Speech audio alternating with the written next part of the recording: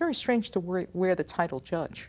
Walking through the courthouse and having people call out to me, Judge, or having old friends not know whether to call me Sonia or Judge, seems a little strange. Since her nomination, with all the digging into the background of Sonia Sotomayor, one video clip from her past has dominated the discussion. Court of Appeals is where policy is made. But there are many more. As part of the materials she recently submitted to the Senate, Sotomayor handed over a trove of videos dating back 25 years. Every once in a while, I am sitting in the courtroom and I feel this kind of inner self looking at myself and saying, what are you doing here? The videos shed new light on Sotomayor as a person and as a judge. She speaks candidly about topics, some of which have now sparked controversy surrounding her nomination. In one clip, she describes her own experience as a beneficiary of affirmative action. I am a product of affirmative action. I am the perfect affirmative action baby. I am a Puerto Rican, born and raised in the South Bronx.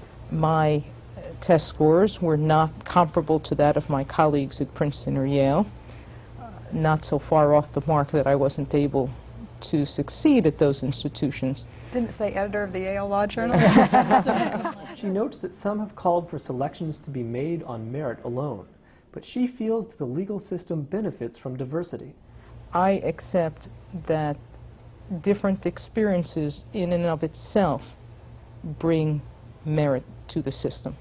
The role that foreign law and international law should play in Supreme Court decisions has also been controversial in recent years. Judge Sotomayor said there is nothing wrong with looking abroad for good ideas, but she also said that international law has very little power in United States courts. Even though under Article 4 of the Constitution it says that treaties are the supreme law of the land, in most instances, they're not even law. The videos also open a window onto Judge Sotomayor's personal life, as when she talks about growing up in the South Bronx and her close relationship with her mother. We're talking about the 1950s and the 1960s, when the Bronx was burning down. It was tough to the extent that I had to work a lot, and I worked very, very hard. But it wasn't tough because I had an extraordinary mother. Even Judge Sotomayor's critics agree that her life story is compelling, and it is likely to be widely cited in the coming weeks. There is one extraordinary person who is my life aspiration. That person is my mother, Selena Sotomayor. In one video, she describes the difficulties of adjusting to life as a judge after her first appointment in 1992. I spent my first month in holding conferences in chambers. And when I think about it, I did it because I was a little frightened about taking the bench. But she was not shy about asserting herself when lawyers were disorganized or unprepared. All right, counsel, what are we doing today? Please, come in. Make your arguments succinctly.